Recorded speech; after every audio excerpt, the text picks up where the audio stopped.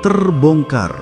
Gus Yahya diberhentikan oleh Jongos Baklawi Miftahul Akhyar dari jabatan Ketua Umum PBNU setelah menyerang Tarim, negeri asal kaum Baklawi Yaman. Inilah bukti nyata kaum Baklawi tidak akan membiarkan jika Nahdlatul Ulama dipimpin oleh orang-orang yang tidak mau menyembah kepada golongannya.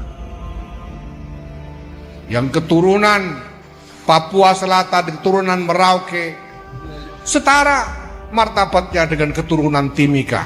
Yang keturunan Timika setara dengan keturunan Makassar. Yang keturunan Makassar setara martabatnya dengan keturunan Jawa. Yang keturunan Jawa setara martabatnya dengan keturunan Tarim. Setara. Saat ini sudah mau usum di Indonesia ini, orang sudah putus urat malu dan urat kehormatannya. Mencaci orang, termasuk habaib di dalamnya, ya. Orang Yaman loh. Sampai tahu siapa Imam An-Nakhai, mujtahid, itu orang Yaman. Bagaimana mungkin sekian banyak manusia, 285 juta manusia dengan perbedaan suku, etnik, perbedaan ras, perbedaan keturunan, perbedaan nasab, bagaimana mungkin bisa bersatu menjadi bangsa apabila tidak ada di dalam lubuk hati kita yang paling dalam kesadaran bahwa kita semua ini adalah saudara sesama manusia yang setara.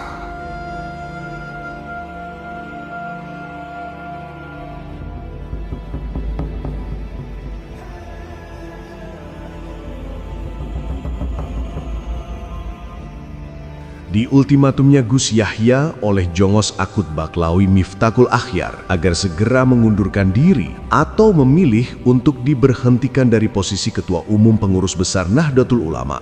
Sesungguhnya itu semua tidak lepas dari sikap Gus Yahya kepada Baklawi Yaman yang selama ini seolah-olah sedang membela.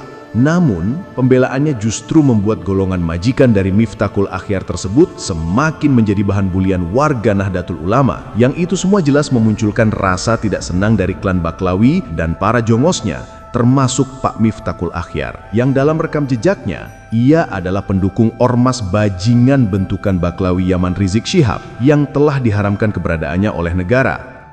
Selama ini banyak warga NU, terutama mereka yang sudah sadar bahwa golongan Habib adalah golongan kaum keturunan palsu Rasulullah, mereka tidak senang dengan Gus Yahya sebagai Ketua Umum Pengurus Besar Nahdlatul Ulama yang terkesan seperti membela nasab kaum Habib dengan membabi buta, tanpa bisa menyuguhkan bukti apa-apa kecuali dengan dalil husnuzon saja.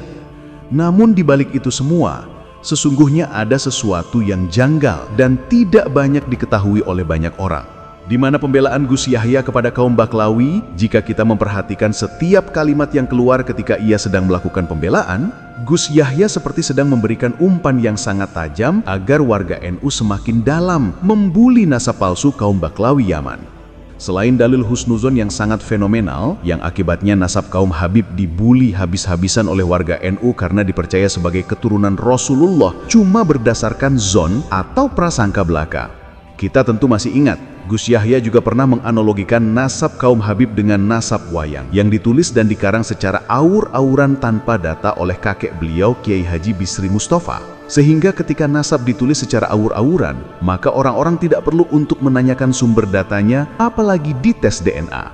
Yang dalam istilah yang lebih jelas, Gus Yahya sedang menyamakan nasab kaum Habib dengan nasab wayang karangan kakek beliau yang sama-sama dikarang secara aur-auran, sehingga mustahil bisa ditelusuri dengan menggunakan metode ilmiah, baik melalui catatan-catatan sejarah maupun menggunakan ilmu genetika. Kiai Bisri itu pernah nulis kitab judulnya Silsilah Wayang. Wah, kalau sekarang ribut-ribut silsilah Ba'alwi itu barang kuno sebetulnya. Dulu itu saja Kiai Bisri itu pernah menulis silsilah wayang. Jadi mulai Abimanyu bin Arjuna bin Pandu bin Sentanu bin ngantek Sang Hyang Wenang, silsilah wayang jadi kitab. Ya gitu, itu ya ndak usah diurus, itu kitab sezaman yang jadi sumber mana ya ndak usah ditulis, apalagi dites DNA segala macam ya. Mau cari DNA-nya Sang Hyang Wenang itu dari mana? Dan begitulah, saya hanya ingin menggarisbawahi gitu supaya supaya teman-teman tuh paham, karena apalagi manteke Gus Yahya itu ya memang kelas tinggi toh. Jadi Gus Yahya itu sebenarnya pengen mengatakan, ini loh nek cara gampangane cetone blok sutone itu, Gus Yahya itu mengatakan bahwa silsilahnya Ba'lawi itu ya sama dengan seperti silsilahnya wayang.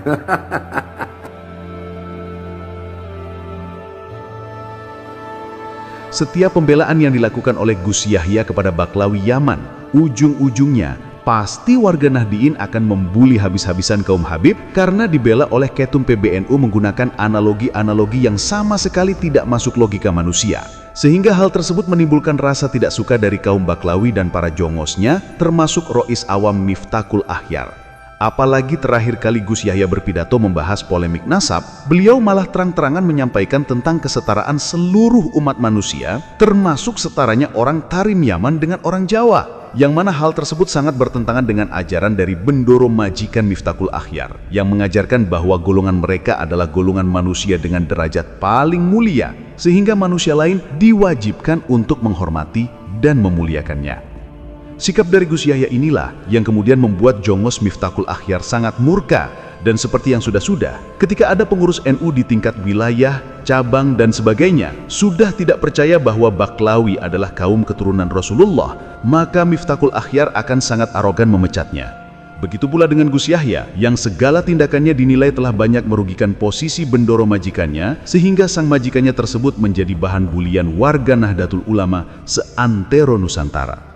Bahkan sudah masuk ke cabang-cabang, dipengaruhi cabang-cabang agar mereka menolak Ba'lawi, menolak. Nanti akan saya usahakan supaya dibenahi itu PJN yang sudah mulai menolak. Saya terkejut dengan adanya surat dari PBNU yang menyatakan bahwa ketua terpilih harus diganti atau diadakan konferensi cap ulang. Padahal pada saat konferensi cap yang hadir pada itu juga ketua PBNU dan Katib Suriah PBNU yang memimpin langsung.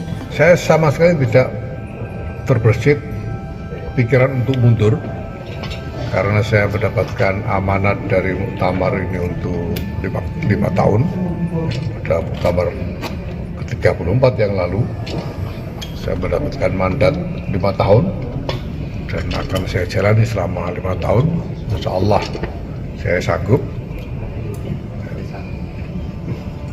Maka saya sama sekali tidak terbersit pikiran untuk mundur.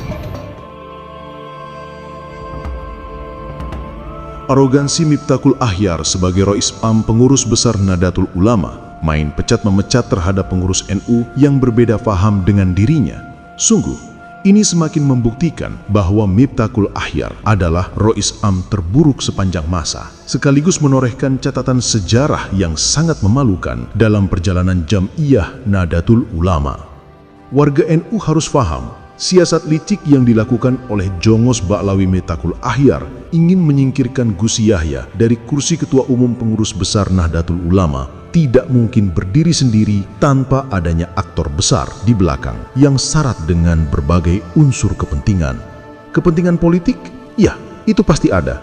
Namun kepentingan paling berbahaya di balik ini semua adalah tentu saja kepentingan dari kelompok keturunan palsu Rasulullah yang ingin kepengurusan NU di segala lini diisi oleh para jongosnya. Dan jangan sampai posisi tertinggi diduduki oleh ulama yang sudah tidak percaya bahwa golongan mereka adalah keturunan Rasulullah.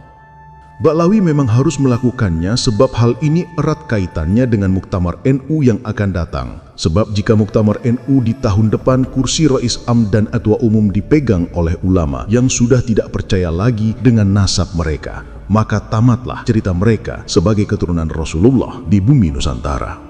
Gus Yahya dari awal munculnya polemik nasab memang tidak bisa diandalkan oleh Miftakul Akhyar untuk membela sang Bendoro majikannya.